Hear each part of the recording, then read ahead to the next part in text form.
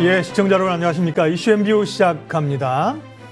지수는 조금 4월 들어서도 답답한 흐름으로 가고 있는 상황인데요. 이럴 때일수록 우리가 이제 기업에 대한 공부를 많이 해야 됩니다. 지수 먼저 좀 확인할까요? 네. 좀 올랐다가 떨어졌다가 계속 2,750선에서의 흐름들이고요. 위로 가기에는 또 새로운 모멘텀이 좀 필요한, 상대적으로 코스닥이 강세인 그런 흐름들입니다. 지금 이제 새 정부에서 정책 관련된 기대감들이 계속 있고요. 1차적으로는 이제 원전이나 우리가 이런 걸 관심이 있습니다만 4차 산업혁명, 인공지능, AI 이런 쪽 관심이 많죠. 오늘 마켓 주민 시간에는 또 관련된 양자 컴퓨팅 기술 이슈하고요. 관련된 기업 집중적으로 분석해보는 시간 갖겠습니다. 그리고 여전히 그 인플레이션 시대 어떻게 현명하게 투자할 것이냐라는 얘기는 조용찬 소장님과 이야기하도록 하겠습니다. 이슈앤뷰 시작하겠습니다.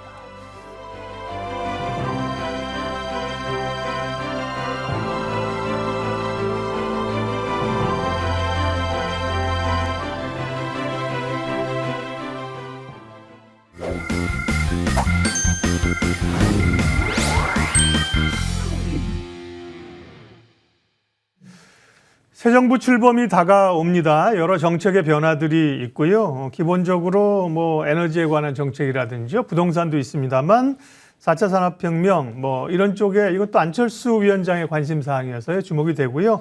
그 가운데 오늘 광통신 전문업체 우리넷 그리고 양자 컴퓨팅 이런 얘기를 새 정부 정책과 관련해서 이야기하겠습니다. RIF의 이재준 대표, 정경민 변리사 두 분 함께합니다. 어서 들어오십시오. 예, 먼저 우리넷이라는 기업 보기 전에 양자 컴퓨팅 얘기를 할 텐데요. 이것도 들어는 봤지만 사실은 또 정확히는 개념은 좀 잡기가 어렵습니다. 정 변리사님, 예, 양자 컴퓨팅이라는 게 무엇이고 왜 지금 부각이 되는 건가요? 네, 양자 컴퓨터는 양자 중첩의 지수적인 정보 표현, 양자 얽힘을 이용한 병렬 연산과 같은 양자 역학적인 물리 현상을 활용해서 계산을 수행하는 기계입니다. 한마디만 들어도 복잡하네. 원래 양자라는 말만 들어가면 상당히 복잡하다 이렇게 생각하시는 분들이 많이 계시고요. 기존에는 이제 비트를 이용을 해서 0과 1을 이용한 이진법, 이 디지털 전자 컴퓨터로 이용한 것과 완전히 다른 원리를 작용한다 이렇게 보시면 되겠습니다. 비트, 고전적인 컴퓨터에서 자료의 양은 비트로 측정이 되는데 데이터가 항상 두 개의 명확한 상태로 표현이 되거든요.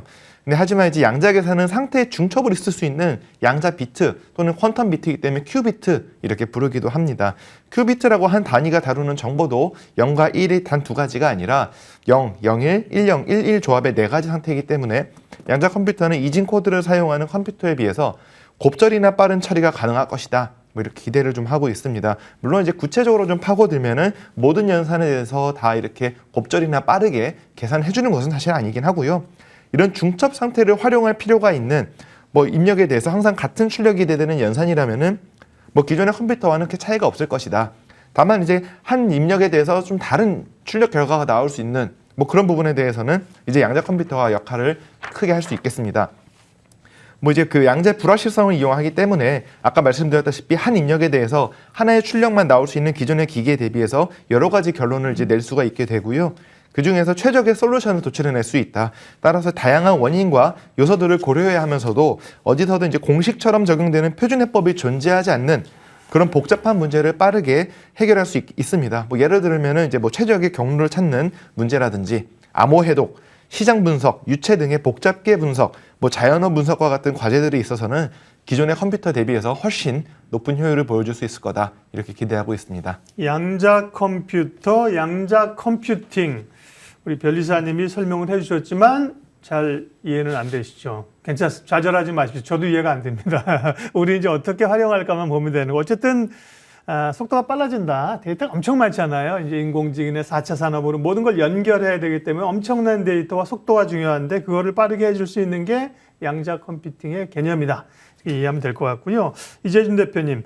그러다 보니까 이제 이 대기업들, 특별히 이제 IT 대기업들, 글로벌 기업들은 새로운 것에 투자를 하지 않습니까? 뭐 구글, IBM, 삼성 이런 기업들이 양자 컴퓨팅에 이미 투자를 하고 있다. 네. 뭐 앞서 양자 컴퓨팅 말씀을 주셨는데 저는 이제 양자 컴퓨터는 약간 하드웨어 느낌이 들고 양자 컴퓨팅은 소프트웨어 느낌이 듭니다. 안에 뭐 여러 가지 시스템들이 좀 탑재를 하다 보니까 더 소프트웨어에 가깝다 이렇게 생각이 드는데 구글이나 IBM, 삼성, LG 등이 다 이 양자 컴퓨팅에 투자를 한다는 얘기가 있습니다. 일단 양자 컴퓨팅의 기반이 양자 기술과 첨단 AI 등 4차 산업혁명의 이 시대 핵심 기술에 대한 국제 표준화 작업을 현재 새 정부에서 현재 진행을 하기로 했습니다. 결국 국정 과제로 추진을 하겠다 이야기인데요. 삼성전자와 LG전자는 물론 구글 그리고 마이크로소프트, IBM, 인텔 등 글로벌 기업들도 대대적인 투자를 현재 진행할 것으로 알고 있습니다. AI 경우에는 현재 국제 표준화 작업을 미국이 현재 주도를 하고 있는데 미국이 한국한테 이제 요청한 부분이 있습니다.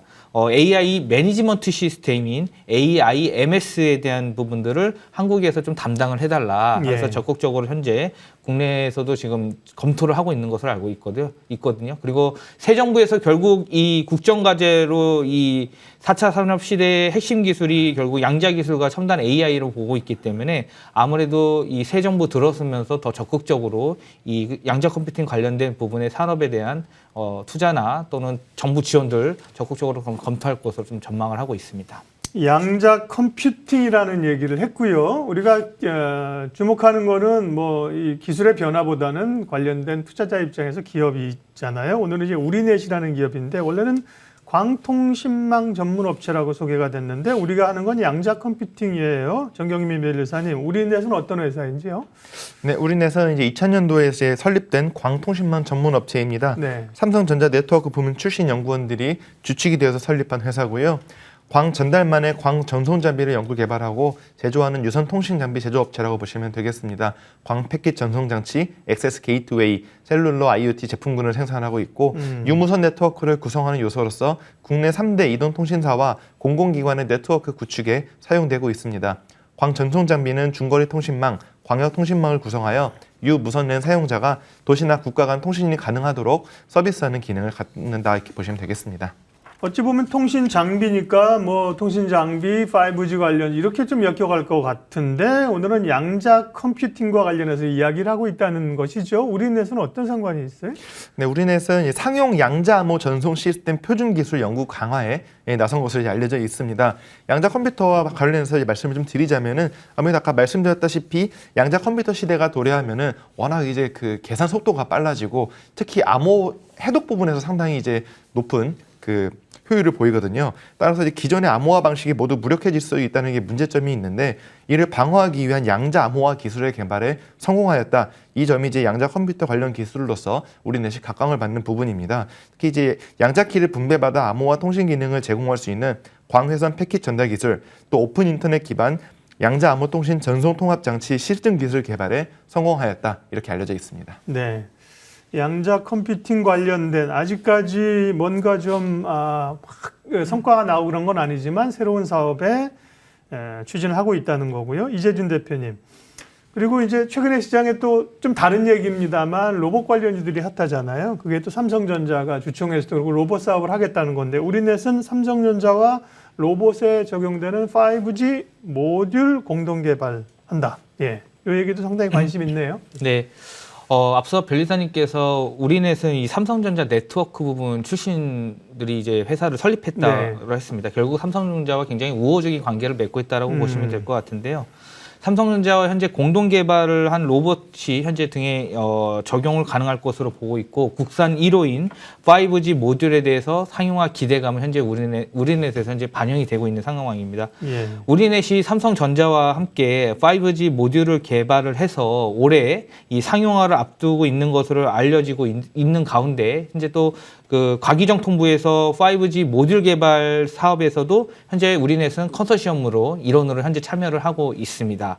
그리고 삼성전자가 담당하는 부분은 이 5G 쪽 관련해서 모바일 AP와 그다음에 엑시노스 쪽 관련된 부분을 모뎀 등을 제공하고 있고 우리넷은 현재 RF 안테나를 더해 B2B 5G 이 모듈과 단말을 개발하고 있습니다. 결국은 이 전반적인 제품 내에서 우리넷이 삼성전자와 같이 하는 부분들이 많이 있다라고 보시면 좋을 것 같고요.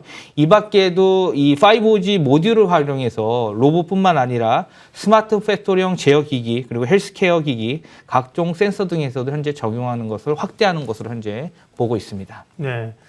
로봇이 뭐 물론 산업 현장에 있는 산업용 로봇 이런 거에 동력을 유선으로 연결하겠습니다. 우리가 쓰는 뭐 서빙 로봇이든 청소 로봇 이게 다 무선이잖아요, 그죠? 그러니까 결국 무선 통신, 5G, 모듈 이런 게 필요하다는 얘기입니다.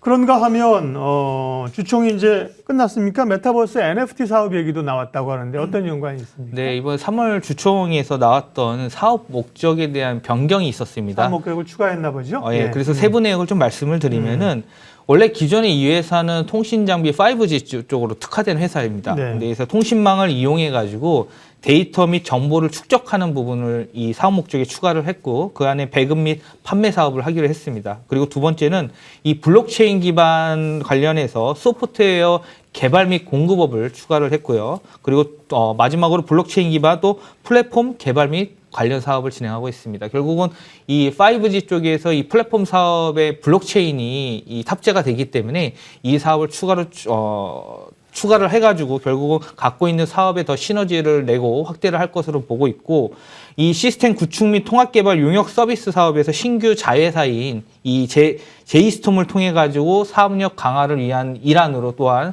추가적인 이 사업을 더 확대하는 전략을 현재 이번 주총에서 나타난 부분이라고 보시면 될 것 같습니다. 네, 광통신 기업 우리넷에 대해서 집중 분석하고 있습니다. 사실은 메타버스나 뭐 NFT, 로봇 관련주들의 고민이 성장성은 알겠지만 사실은 실적이 아직 뒷받침이 안 되는 기업들이 많거든요. 근데 여기는 기존의 이제 통신 쪽이기 때문에 2020년에는 영업 환경이 좀 안 좋았습니다만 대체적으로 실적이 나오는 흑자를 내고 있는 기업이네요. 실적 봐주세요. 네.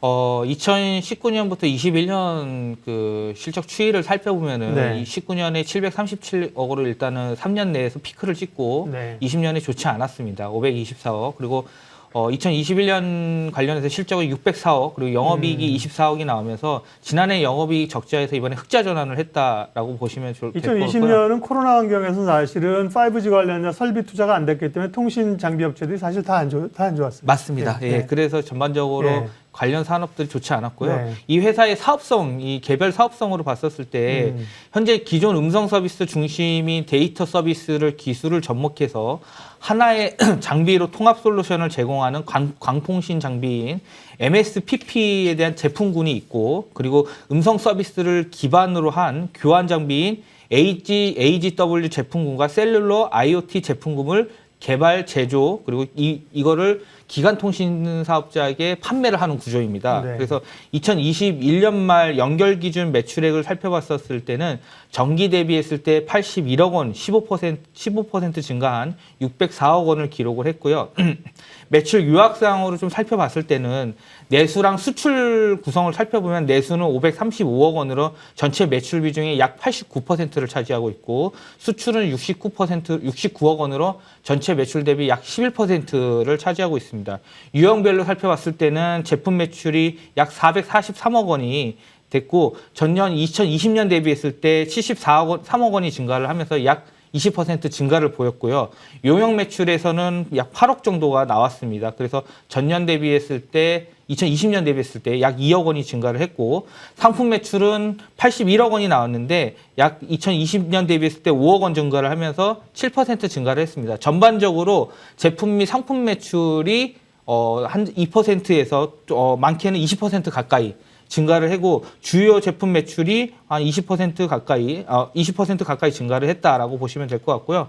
주요 제품에서 매출이 뭘 차지하면 MSPP 제품군이 약 18.9%, 셀룰러 IoT 제품이 약 15.5%, HW 제품군이 약 12.2% 비중을 차지해서 전반적으로 이 제품 매출 비중에 대한 포트폴리오가 여러 분야로 나뉘었기 때문에 안정적인 좀 매출 구조를 보이는 사업을 하고 있다라고 보시면 좋을 것 같습니다. 네. 다만 이제 올해나 내년이나 추정 실적을 보기 어려운 것은 이제 기업 규모가 크지 않아서 애널리스트들이 소위 이제 커버를 안 하기 때문에 그 실적을 좀 볼 수 없는 게 조금 아쉽습니다. 여러분들도 저희가 방송한다고 M10에서 우리넷을 했어 이슈엠비에서 덜렁 사시면 안 됩니다. 이제부터 얘기 듣는 순간부터 검토 단계에 들어가는 거예요. 이 기업을 좀 봐야겠는데 이렇게 하시면 되는 거고요. 자, 특허 현황도 좀 살펴주십시오, 변리사님. 네, 우리넷은 2000년도에 처음 특허 출원을 하였고요. 네. 최근까지도 출원 활동을 보이고는 있습니다만은 아직 많은 편은 아닙니다. 1년에 뭐 한 2~3건에서 많으면 5건 정도 이게 출원이 되고 있습니다. 네. 총 특허 출원 건수는 24건, 등록된 건은 20건으로 등록률은 83% 보이고 있습니다. 우리넷의 이제 기술 분야를 살펴보시면은 24건 중에 21건이 전기통신기술, 3건이 산술 논리 연산 알고리즘 쪽이겠죠. 으로 이제 확인이 되었습니다. 이렇게 특허 출원 수가 많지는 않았는데 양자 암호화 분야에서 아니면 누가 이제 주요 플레이어인지 한번 살펴보았습니다. 따라서 주요 출연인 동향을 살펴보자면은 중국의 이제 상용화된 양자정보 기술, 중국의 개척자재 리더인 퀀텀텍 이 63건, 미국의 NEC 컴퍼니가 60건으로 조사되었습니다. 네. 사실은 통신 장비나 이런 쪽이면 이게 많을 것 같은데 실제로 특허나 이런 움직임들이 굉장히 최근에는 활발한 그런 경향은 아니긴 하네요, 일반적으로는. 통신 장비로 보면은 많을 수 있는데요. 네. 제가 이제 양자 암호화 분야로 좀 좁혀서 검색을 했더니 예. 그 분야에서는 아직 이렇게 많이 그렇군요. 되어 있는 편은 아니었습니다. 네. 자, 주가 부분을 챙겨보도록 하겠습니다. 3월 31일 날 보니 주가가 장중 상한가를 가면서 급등을 했었던 상황이 있었는데요. 이때가 이제 인수위원회에서 양자 컴퓨팅, 삼성 얘기가 나왔던, 뉴스가 좀 나왔던 날이 이제 그날이군요. 네. 주가 부분 좀 챙겨주세요, 이 대표님. 네. 일단 그 회사의 4주간의 한 달 동안의 그 수급 동향을 네. 먼저 좀 살펴보도록 하겠습니다. 3월 10일 기준으로 4월 5일까지 현재까지 봤을 때 9,030원에서 현재가 12,650원에서 거래가 되고 있습니다. 일단 대략적으로 봤을 때 한 40% 정도 가까이 상승을 했다라고 보시면 될 것 같고요. 수급 주체를 봤었을 때니 개인 매수세가 현재 누적으로 18만 주 정도 현재 매수가 된 상태고 순매수가 된 상태고 외국인은 19만 주를 매도를 했고 기관은 약 6천 주 정도를 순매수한 상태입니다. 결국은 주가를 상승할 수 있는 수급 주체는 결국 개인이었었고요. 그리고 중간중간에 외국인이 들어왔지만 결국 차익 실현을 한 부분들이 수급에서 좀 체크를 할 수 있을 것 같습니다.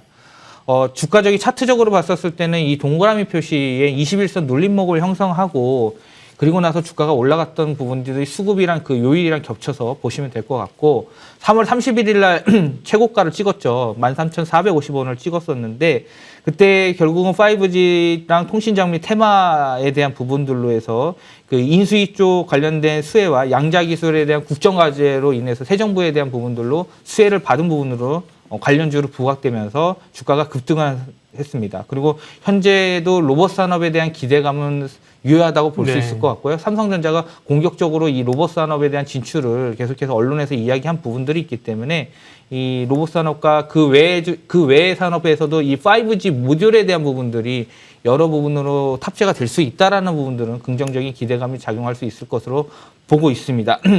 결국은 이 회사의 성장성이라던 부분들은 앞으로 더 좋아질 것이라고 좀 생각은 하고 있고요. 네. 다만 주가가 최근에 조금 많이 올랐죠. 그래서 지금 5일선을 깨지 않고 오늘도 거의 6% 가까이 상승하는 흐름이 나타나고 있는데 일단 13,450원에 있는 그 최고가에서는 한 번 더 저항을 받을 수 있다고 보고 있고요.